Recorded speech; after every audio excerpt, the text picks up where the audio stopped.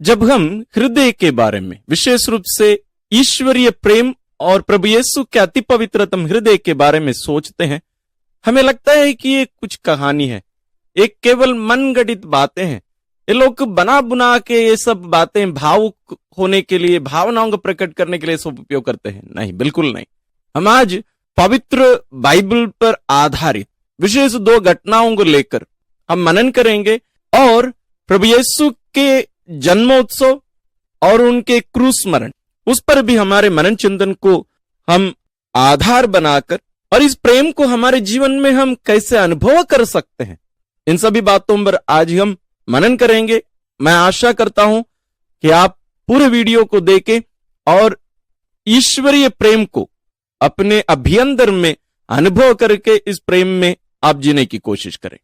हम देखते हैं कि कैथोलिक कलीसिया में जून माह को प्रभु यीशु के अति पवित्रतम हृदय को अर्पित माह के रूप में देखा जाता है।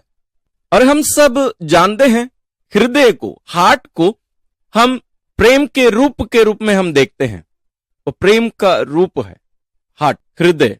एक हृदय केवल एक चिन्ह नहीं है, वास्तव में एक कोई मरा हुआ एक मुर्दे व्यक्ति का हृदय नहीं है, बल्कि एक जीवित व्यक्ति का हृदय, एक धड़कता हुआ हृदय है, धड़कन है उनका।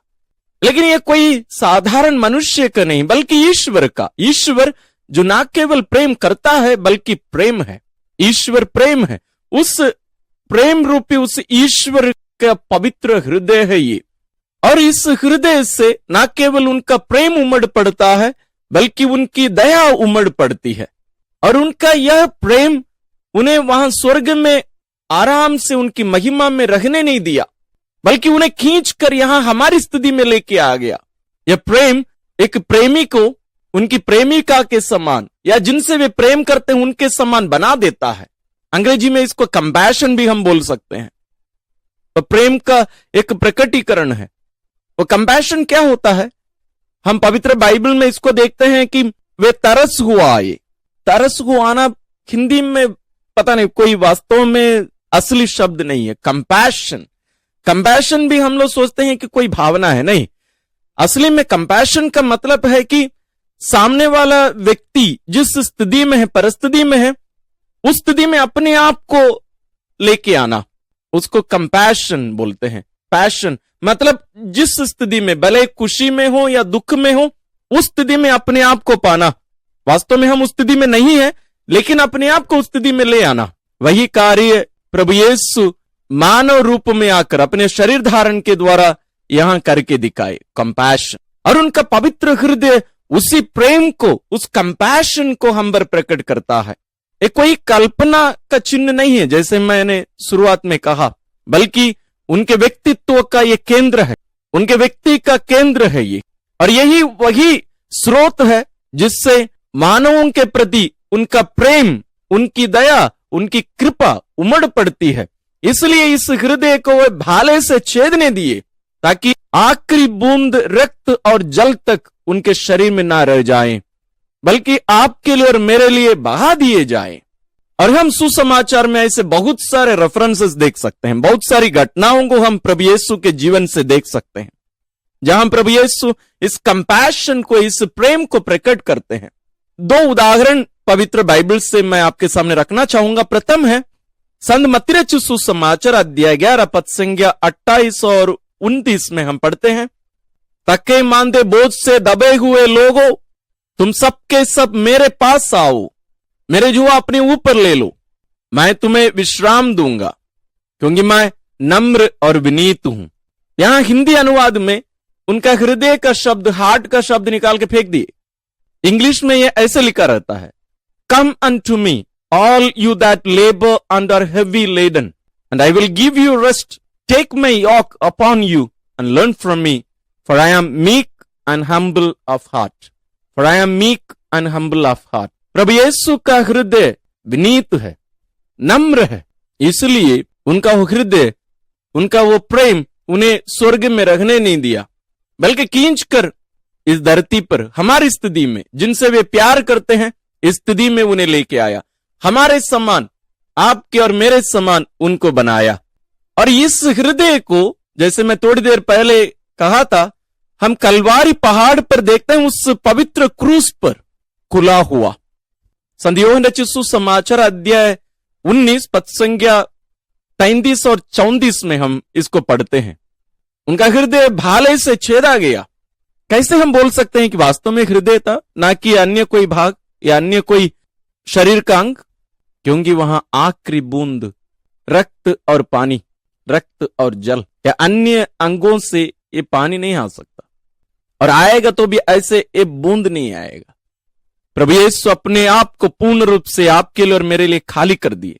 यही है वो हृदय जो आपसे और मुझसे इतना प्यार करता है। यही है वो मेमना जो अपने आप को आपके लिए और मेरे लिए बलि चढ़ाए, बलि के रूप में, प्रायश्चित बलि के रूप में, आपके जगह पर, मेरे जगह पर अपने आप को बलि चढ़ा दिए। ये वास्तव में कोई सेंटिमेंट नहीं है, कोई भावना केवल नहीं है। प्रेम जरूर ये भावना है, लेकिन केवल भावना नहीं है, कोई सेंटिमेंट नहीं है, कोई इमोशन केवल नहीं है, बल्कि ये एक शक्ति है। ये प्रेम एक शक्ति है, ये शक्तिशाली। ये प्रेम हमें उठाता है, हमारी पाप की स्थिति से हमें उठाकर हमें खड़े कर देता है, हमारी पुरानी उस स्थिति में हमें खड़ा करता है, हमें अपनी स्थिति को हमें देता है।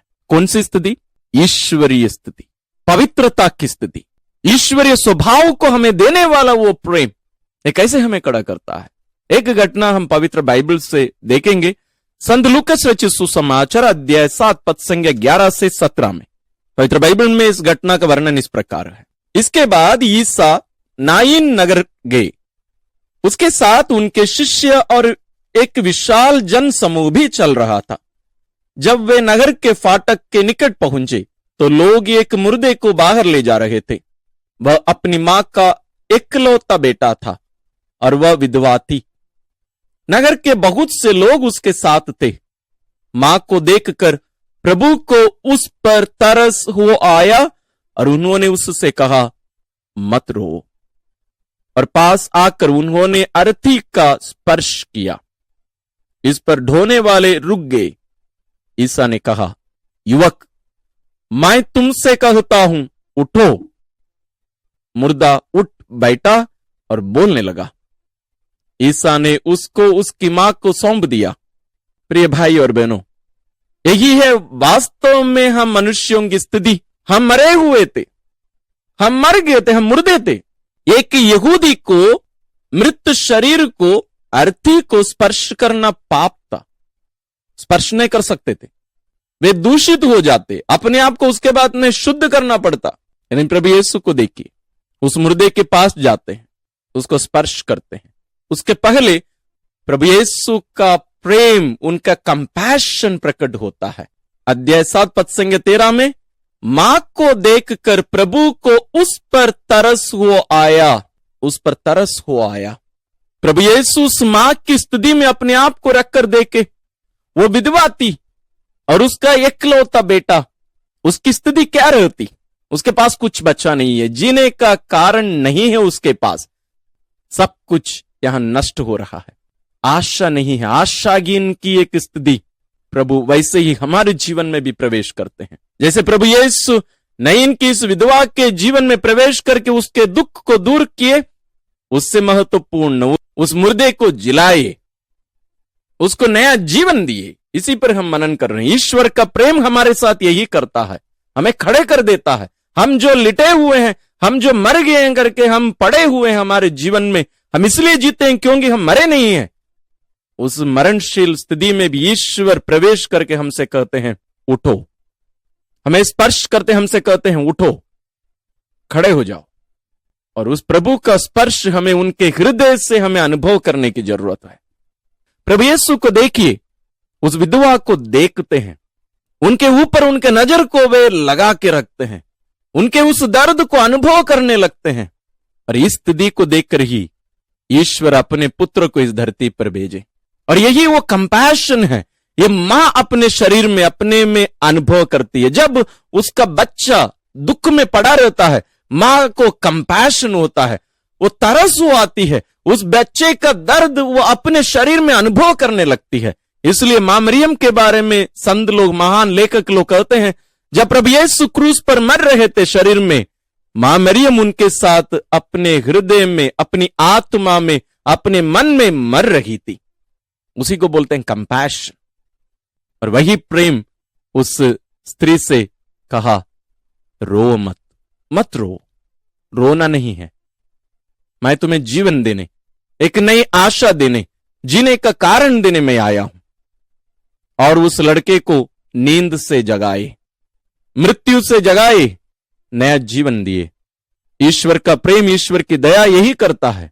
और वही ईश्वर हमें हर क्षण, हर पल हमें देखते रहते हैं, हमारी गलती ढूंढ निकालने के लिए नहीं, बल्कि हमें संभालने के लिए, हम पर अपनी दया उड़ेलते रहने के लिए, हम पर प्रकट करते रहने के लिए, हमें बताने के लिए, बेटा तुम उठो, इस पाप की स्थिति में, इस मृत्यु में पड़े मत रहो, मैं तुम्हें जीवन देने आया हूं।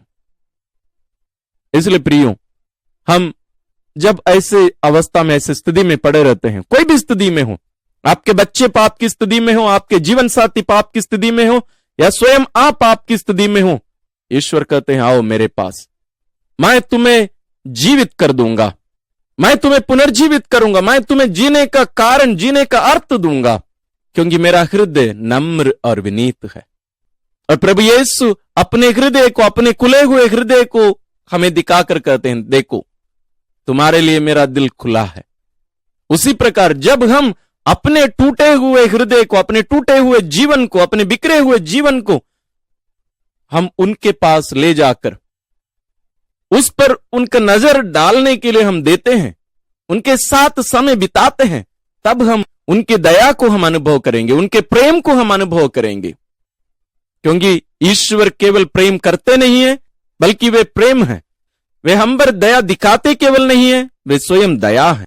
इसलिए किसी ने बहुत सुंदर लिखा है, प्रार्थना का अर्थ केवल जाकर कुछ मांगना नहीं, बल्कि ईश्वर के सामने अपने आप को इतने समय तक रखना कि उनका हृदय, उनका प्रेम हम पर ईश्वर उड़ेलने के लिए हम दे सके। उतना समय तक हमें वहां रहना है। हम अधिकतर वैसे समय देते नहीं हैं। प्रभु यीशु के जीवन से जुड़ी दो महत्वपूर्ण घटनाएं उनके इस अकथनीय प्रेम पर मनन चिंतन करने के लिए हमें प्रेरित करते हैं। एक है बेतलहम में वो बालक, उस अंधकार में, उस ठंड के उस परिस्थिति में, उस माहौल में बेघर होकर वहां पड़ा हुआ था जानवरों के बीच में। वहां उनका प्रेम, उनका कंपैशन, उनकी दया प्रकट होता है। और बेतलहम का अर्थ क्या होता है? रोटी का घर, या रोटियों का घर, या मांस का घर भी कहा जाता है। बेतलहम, उस रोटी के घर में उतरने वाला कौन था? जन्म लेने वाला कौन था? स्वर्ग से उतरी वो जीवंत रोटी। बेतलहम और यरूशलेम बहुत ज्यादा दूर नहीं है। और दूसरी जगह पर हम उस कलवारी पहाड़ पर हम देखते हैं, जिस हृदय लेकर, हमारे हृदय को लेकर इस धरती पर जन्मे थे, मानव हृदय को लेकर, उसी हृदय को खोलकर हमारे लिए दिखा दिए। इसलिए जब हम मनन चिंतन करते हैं, मुझे ये मनन चिंतन बहुत अच्छा लगता है। जब क्रिसमस में हम देखते हैं, जैसे हम गिफ्ट रैप करके देते हैं ना, किसी को भी कुछ भी हम गिफ्ट देते हैं तो हम रैप करते हैं, उसको लपेट कर देते हैं कोई भी चीज में। उसी प्रकार संत लूकस अपने सुसमाचार में लिखते हैं, उस बच्चे का चिन्ह क्या था, कैसे लोग पहचानेंगे? चरवाहों को एक चिन्ह बता दिया गया था। क्या था? बच्चे को कपड़ों में लपेट कर चरनी में लिटाया हुआ पाएंगे। बच्चे को कपड़े में लपेट कर, लपेटना। और जब हमारे हाथ में वो बच्चा दे दिया गया, जब आप प्रेम के साथ, विश्वास के साथ इस गिफ्ट को अनरैप करेंगे, आप खोलेंगे। हम जब खोलते हैं, हम उसको कहां पाते हैं? वहां नहीं, उस कपड़े के अंदर नहीं, बल्कि क्रूस पर। और क्रूस पर क्या हंसते मजाक करते हुए? नहीं, बलि चढ़ाते हुए अपने आप को, और पूर्ण रूप से बलि चढ़ाते। वो पूर्णता कहां दिखाई देती है? उनके उस खुले हृदय में। उस हृदय को खोलकर हमें बताते हैं, यही है ईश्वर का प्रेम जो बेतलहम में 33 साल पहले मानव रूप में उतर कर आया। उनका प्रेम उनको पूर्ण रूप से जलाकर रख दिया, और वो प्रेम यहां पूर्ण होता है। इसलिए प्रभु यीशु मरने के पहले क्या कहे? सब कुछ पूरा हो चुका है, सब पूरा हो चुका है। मेरा प्रेम पूर्ण रूप से मैं प्रदर्शित कर दिया हूं, सब पूरा हो चुका है। मेरे प्रिय भाइयों और बहनों, हम भी आइए हम बेतलहम जाएं, उस बालक यीशु के सामने हम दंडवत करके खड़े रह जाएं, साथ ही हम उसी यीशु को पवित्र क्रूस पर देखें और उसी यीशु को हम पवित्र यूकरिस्तीय बलिदान में पूर्ण रूप से व्यक्तिगत रूप से वहां शरीर और रक्त आत्मा और ईश्वरीयता के साथ उपस्थित होकर अपने आप को हमारे लिए रोटी के रूप में खिलाते पिलाते हम देखें। प्रभु यीशु का अति पवित्रतम हृदय का महोत्सव हमें यही करने के लिए आमंत्रित करता है। इसलिए हम हाल ही में भी इन सभी बातों पर मनन किए। पवित्र यूकरिस्त और पवित्र हृदय दोनों एक दूसरे से अटूट रूप से जुड़े हैं, घनिष्ठ रूप से जुड़े हैं, दोनों को हम अलग नहीं कर सकते। आइए इन बातों पर, इन रहस्यों पर हम मनन चिंतन करें और इस प्रेम को पूर्ण रूप से हम अनुभव करें, जिए और दूसरों पर भी इस प्रेम को हम प्रदर्शित करें।